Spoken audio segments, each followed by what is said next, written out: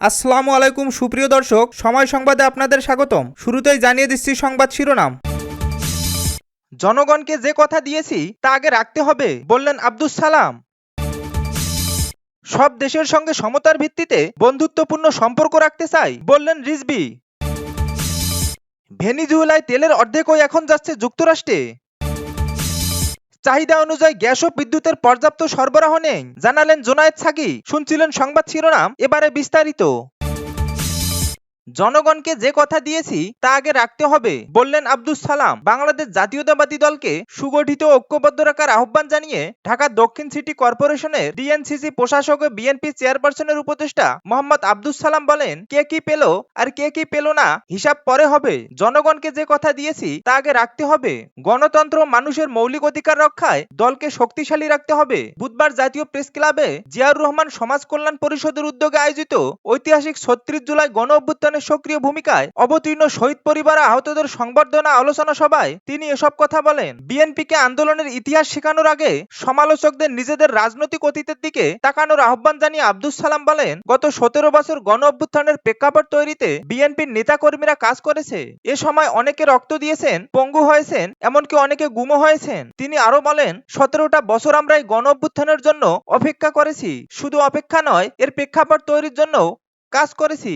এখনো ইলিয়াস আলী ও চৌধুরী আলমের খবর আমরা পাইনি। কাজেই যারা আজ বিএনপিকে আন্দোলন শেখান তাদের নিজেদের পায়ের তলায় মাটি দেখা দরকার। বিএনপি চেয়ারপারসনের উপদেষ্টা বলেন, গণ অভ্যুত্থান কোনো একক দলের আন্দোলন ছিল না। ফ্যাসিবাদ উৎখাত ও দেশকে আধিপত্যবাদের হাত থেকে রক্ষায় দলমত নির্বিশেষে সবাইকে রাজপথে নামার আহ্বান জানিয়েছিলেন বিএনপি। বর্তমান সরকারের বিরুদ্ধে দ্রুত আন্দোলনে না গিয়ে ধৈর্য ধরার আহ্বান জানিয়ে তিনি বলেন, ৩, ৪ ও ৫ মাসে আলাদিনের চেরাগ দিয়ে সব পরিবর্তন সম্ভব নয়। পরিবর্তন করতে সময়ের প্রয়োজন। বিএনপির বিরুদ্ধে আন্দোলন করে কেউ যেন আবার ফ্যাসিবাদকে ফিরে আসার সুযোগ না দেয় সে বিষয়ে সতর্ক করে আব্দুস সালাম বলেন, একসঙ্গে আন্দোলন করেছি, সংগ্রাম করেছি, ফ্যাসিবাদকে বিদায় করেছি। এখন ফ্যাসিবাদের প্রেতাত্মারা যাতে আবার ফিরে না আসে সেজন্য ঐক্যবদ্ধ থাকতে হবে। তিনি বলেন, বিএনপি গণতন্ত্রে বিশ্বাস করে। সবাই মিলে আসুন গণতন্ত্র রক্ষা করি, আবার ফ্যাসিবাদ যাতে ফিরে না আসতে পারে সেজন্য ঐক্যবদ্ধ থাকি। সব দেশের সঙ্গে সমতার ভিত্তিতে বন্ধুত্বপূর্ণ সম্পর্ক রাখতে চাই, বললেন রিজভী। বাংলাদেশ সহ সব দেশের সঙ্গে সমতার ভিত্তিতে বন্ধুত্বপূর্ণ সম্পর্ক বজায় রাখতে চাই বলে জানিয়েছেন প্রধানমন্ত্রীর রাজনৈতিক উপদেষ্টা ও বিএনপির স্থায়ী কমিটির সদস্য রুহুল কবির রিজভী। তিনি বলেন, কোনো শর্ত দিয়ে বন্ধুত্ব হয় না। প্রত্যেক দেশের স্বাধীনতা সার্বভৌমত্বকে সম্মান করার ভিত্তিতেই সম্পর্ক হতে হবে। বুধবার রাজধানীর জিয়া উদ্যানে শহীদ রাষ্ট্রপতি জিয়াউর রহমান ও সাবেক প্রধানমন্ত্রী বেগম খালেদা জিয়ার সমাধিতে শ্রদ্ধা নিবেদন শেষে এসব কথা বলেন তিনি। স্বেচ্ছাসেবক দলের ৪৬তম প্রতিষ্ঠাবার্ষিকী উপলক্ষে দলের নেতাকর্মীদের নিয়ে সমাধিতে শ্রদ্ধা জানাতে যান রুহুল কবির রিজভী। তিনি বলেন, বাংলাদেশ স্বাধীন সার্বভৌম দেশ। বাংলাদেশ সমতার ভিত্তিতে সবার সঙ্গে বন্ধুত্ব করতে চায়, কিন্তু কোনো শর্ত দিয়ে বন্ধুত্ব হয় না। রিজভী আরো বলেন, যদি অন্য কিছু না থাকে তাহলে অবশ্যই সমতার ভিত্তিতে, মিউচুয়াল রেসপেক্টের ভিত্তিতে এবং সার্বভৌমত্বকে শ্রদ্ধা করার ভিত্তিতে সব দেশের সঙ্গে আমাদের প্রধানমন্ত্রী সম্পর্ক রাখবেন। তিনি যাবেন, আমরাও সবাইকে আমন্ত্রণ জানাবো। তিনি আরো বলেন, ভেতরে যদি কোনো শর্ত থাকে তাহলে সেই শর্ত দিয়ে কখনো বন্ধুত্ব হয় না। বন্ধুত্ব হবে আমরা প্রত্যেকের স্বাধীনতা এবং সার্বভৌমত্বে বিশ্বাস করব, প্রত্যেকের সার্বভৌমত্বকে সম্মান করব। বিএনপির এই শীর্ষ নেতা বলেন, স্বার্থ ছাড়া ভারত বন্ধুত্বপূর্ণ আমন্ত্রণ জানালে সরকার তাকে সাধুবাদ জানাবে, তবে স্বার্থ থাকলে বাংলাদেশ এগোবে না। ভারতের সঙ্গে বাংলাদেশের সম্পর্ক সমমর্যাদার ভিত্তিতেই হবে। এর বাইরে কিছু হলে বিএনপি সরকার সায় দেবে না। বিএনপির নির্বাচনী ইস্তেহার বাস্তবায়নে সরকারের নেওয়া বিভিন্ন কর্মমুখী কাজ জনগণের কাছে তুলে ধরতে স্বেচ্ছাসেবক দল মাঠে থাকবে বলে আশা প্রকাশ করেন তিনি। এ সময় বিএনপির যুগ্ম মহাসচিব হাবিবুন নবী খান সোহেল, স্বেচ্ছাসেবক বিষয়ক সম্পাদক মীর শারাফাত আলী সপু, স্বেচ্ছাসেবক বিষয়ক সম্পাদক আবুল কাদের ভুঁইয়া সহ আরো অনেকেই উপস্থিত ছিলেন। ভেনিজুয়েলার তেলের অর্ধেকই এখন যাচ্ছে যুক্তরাষ্ট্রে। ভেনিজুয়েলায় উৎপাদিত মোট তেলের প্রায় অর্ধেক এখন যুক্তরাষ্ট্রে পাঠানো হচ্ছে বলে জানিয়েছেন এক জ্যেষ্ঠ মার্কিন কর্মকর্তা।